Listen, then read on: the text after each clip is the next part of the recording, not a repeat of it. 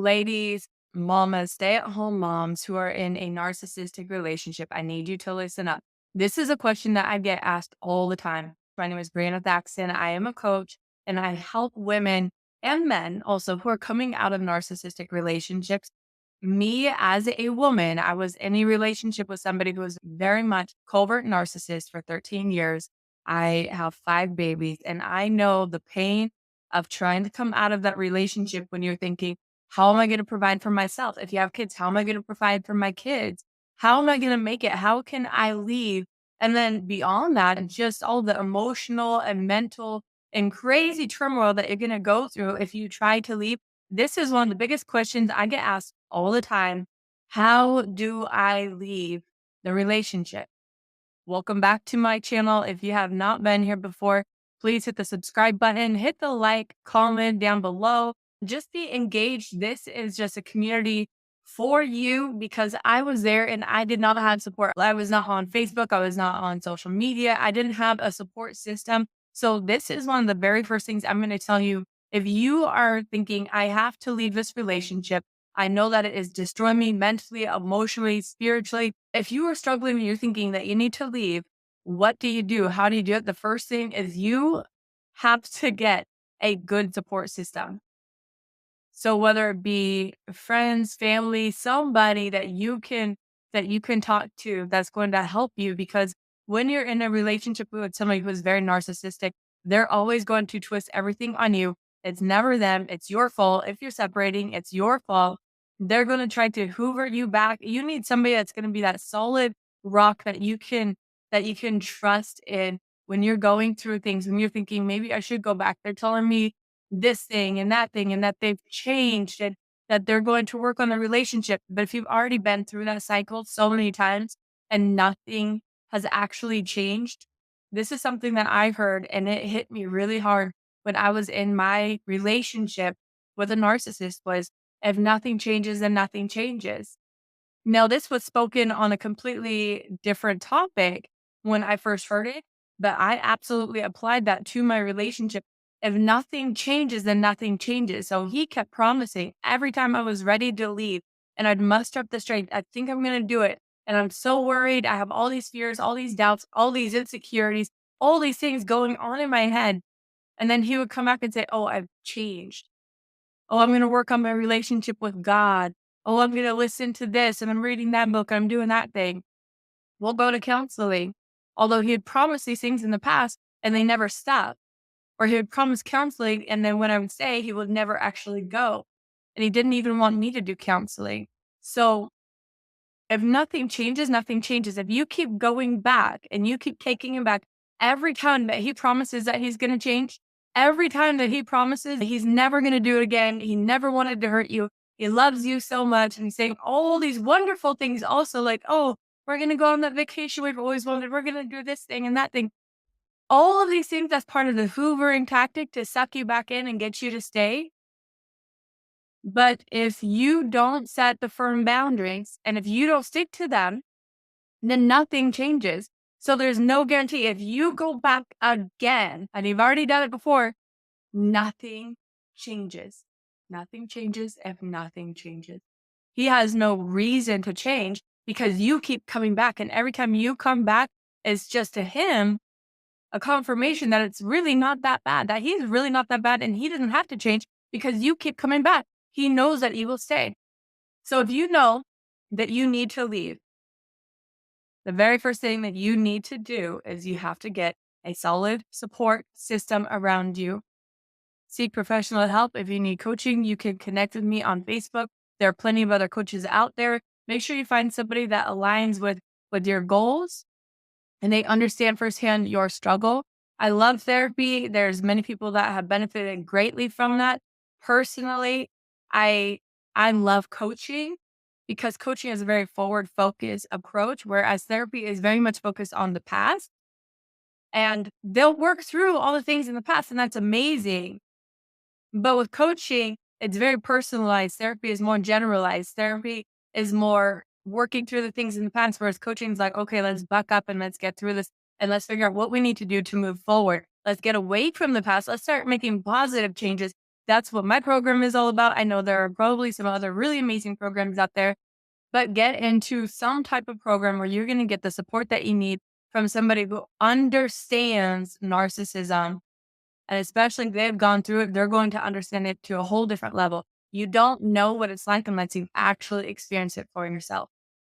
And then have that support system around you of friends and family or other people who have gone through it or are going through it so that you can keep each other anchored and say, okay, this is what's going on. But I remember this is a pattern. I remember this is just his personality. He's done this before and this is always the outcome. I need to be reminded of these things so that I don't keep getting sucked back. The second thing you need to do is make a very meticulous plan because narcissist is going to come at you any which way. They're very skilled with the manipulation and you need to have a very solid plan.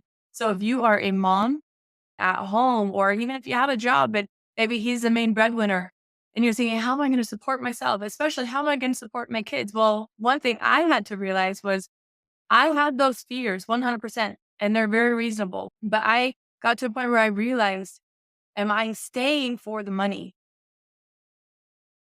Are you staying for the money? Are you staying because it's comfortable? Because you have these fears and it's like that fear of the change is greater than the pain of where you're at, right? But when the pain, I love Tony Robbins says this, when the pain of staying the same is greater than the pain of changing, that's when you will take action. I may have misquoted that a little bit. Look it up. I promise. It's a really good quote though. So when your pain in staying the same and nothing changing, when that gets greater than your fear of something changing, that's when you're going to take action. And you need to ask yourself, how long have you been in this relationship? How long have you been waiting for something to change? What is it doing to you mentally, emotionally, spiritually? Is it impacting your relationship with God? Are you trying to have a better relationship with the Lord? But every time you press in more, then it's like this wedge and like maybe your relationship goes down. Are you always walking on eggshells? Being in this type of a relationship wears you down and it even impacts you mentally, beyond emotionally, physically. It takes a toll on your body in so many different ways. It can take a long time to retrain your brain when you come out of this. I help women walking through that time, but it is hard. It absolutely is because everything that you've gone through, the longer that you stay is the longer you're enduring that abuse. And it's not okay. I'm not an advocate for divorce by any means. So don't think that. But I'm just saying, if you know, and it's been on your heart for a long time, I really probably should leave this relationship because it is absolutely destroying me. One thing that I had to come to grips with was God's not going to hate me for leaving this relationship where I'm being abused like this. God loves me more than he hates divorce. So I was afraid. I felt so called to ministry. I felt so called to do all these different things. I'm like, will God even love me? Will he want to use me? These were my fears. Some of the many, right? We have many fears. These were some of my fears. What will people think about me? He's so charismatic. Everybody loves him. He seems so respectful. Will they even believe me? Will they take his side? I had so many fears. Is he going to find somebody better than me, right? Is he going to find some woman? She's going to be absolutely amazing and she's going to step in and try to be the mother of my 5 babies. And now they're going to be some happy family. I've had so many fears, but I promise you, it is not worth staying because you have all of these fears holding you back. Yes, change is uncomfortable, but if you have a plan, that meticulous plan, and you're like, okay, this is the first thing I'm going to do. Maybe I'm going to get another job. Maybe I'm going to get a job online. There are so many job opportunities online these days. You can learn things. You could go through different coaching programs. You learn how to write a book. I did. I did coaching on every which thing. So I did coaching on not just on growing. I did coaching for personal growth stuff, but beyond that, I looked at ways that I can improve my life. I did coaching on creating a business, on starting coaching, on writing a book, on speaking. I've done coaching on anything you could think of pretty much with business, entrepreneurship, with narcissistic abuse, neurolinguistic programming, psychology. I've done so many different coaching programs and it has just up leveled my life so much. I would highly encourage you to invest in yourself any way that you can, even if you can just start small, because I know it's hard when you're in that relationship, but even if you could just start small and start preparing yourself for when you leave. YouTube videos are free. You could find out, how do I edit videos, and then go online somewhere and start finding where you can get into work as like a freelance video editor or photography or whatever. There's so many different options. So don't think for a second you just have to go be a secretary or go work at fast food or whatever it is that you are thinking that might hold you back. Like, and if you are already walking in some type of a business or you have a great career, that is amazing. And I would ask, what is holding you back? What is holding you back? Right? A lot of times it's that trauma bond. You're leaving behind a part of you, a part of your identity. That's hard. It feels like a part of you is dying. 100% understand that. I understand the grieving process. You're mourning for a part of you that you thought you were going to have the rest of your life, but it is dying and it hurts. If you have a loved one and they die, you can't sit next to that dead body. You have to leave it. If that marriage is killing you and that part of you is dying, you have to break free from it because it will make you sick. Get rid of it. Get away from it. If it is killing you inside, for me personally, I felt completely empty. I was numb. I was so broken down that I was completely feeling empty inside, like an empty shell of who I once was. I lost myself in that marriage. When I came out, when I came out full force. I had already done the work to figure out how to heal. And it was like the last couple of years, that was the big changing time for me, immense change for me in the last couple of years of my marriage. So that when I left, I had absolute peace that this was the right decision. And I had a smile on my face, beautiful summer day. I know I'm going a little bit on about this, but I just want to let you know you can have peace when you leave. Yes, it will still be hard. Even if you have already left, you can have peace even after. You've got to figure out how to regain your identity, how to find validation and love within yourself and not having to feel like you need that acceptance from somebody else or that validation from somebody else or trying to get that love from somebody else because what they've shown you is not love. And that does not dictate whether or not you are lovable. What they've shown you is not a reflection of you, it's a reflection of them. So we've covered getting back on track here, right? The first thing, you got to get a really good support system. 2, you have to plan meticulously. And then 3, journal. Journal, do screenshots of the text messages that they send you, the emails, whatever. Record your phone calls if you can.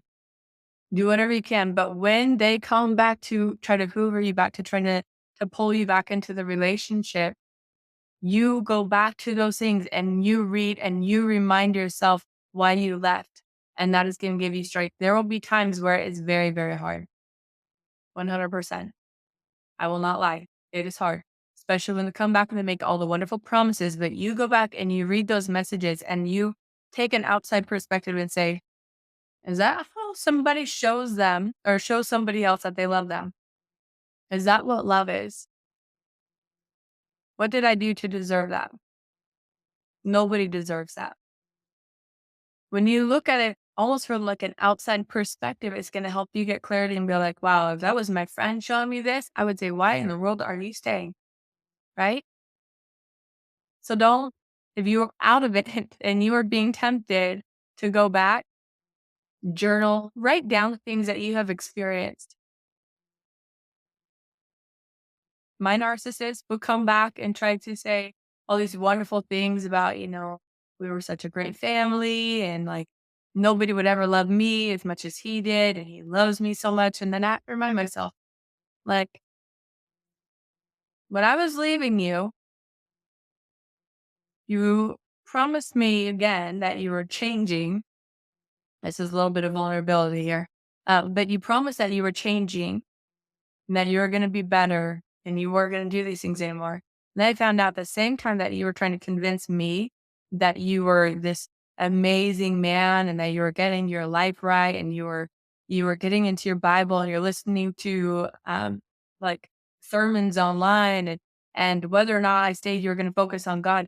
And I found out that at the same time you're on dating sites and you're already hooking up with other women while we're like still in the same house and you're trying to convince me to change. Like, no, no. So even when they say all these nice things, just remember there's always something going on behind the scenes. Like there's some ulterior motives with them all the time. And ultimately, it's that they want to have that power and control over you. Do not forget that to them, it's about power, it's about control. They believe that they are superior in their own mind. Doesn't matter if they're overt or covert. Coverts are very, very bad. They come across as very genuine and caring and compassionate. On the inside, they are twisting everything to get their way at your cost, even when they try to convince you that it's a good thing. Right. All right. So that's the three main things you need to focus on if you're leaving a relationship with a narcissist is one, get a good support system. Two, plan meticulously. And that includes setting yourself up financially for when you leave and figuring out like how are you going to respond when you tell them that you're leaving and then they respond how we all know they likely will respond. How are you going to react to that? When they try to move you back, what are you going to do? Plan meticulously. So you already know ahead of time when these things happen, this is how I'm going to respond to those things. And then number three, journal because they will try to hoover you back, take screenshots, all of those things because you have to remind yourself why you left so that you can be strong enough to continue on your healing journey. Because I know 100% that God made you for so much more. You were made for more than your current circumstances and your past experiences.